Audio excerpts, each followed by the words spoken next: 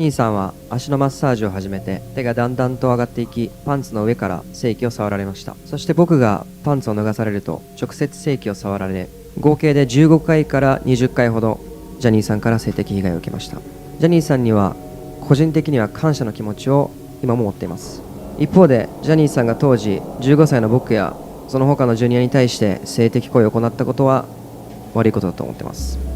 何らかのそのわいせつ行為、性的行為を受けた人はどのくらいいたでしょうか。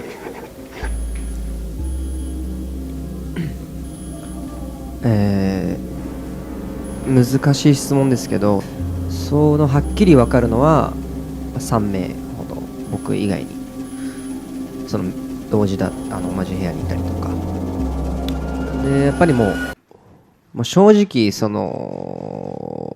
ほぼ全員だと思ってるので、僕的には。Cette vidéo a été une horreur à faire. L'histoire de ce scandale, de ces révélations, ça m'a profondément dégoûté. Dégoûté de l'être humain et de ceux qui peuvent faire de pire. Tellement que ça fait 4 jours que j'ai du mal à dormir à force de penser à cette histoire. L'histoire du plus grand producteur de musique japonaise qui a agressé sexuellement plus d'1 millier d'enfants, Johnny Kitagawa.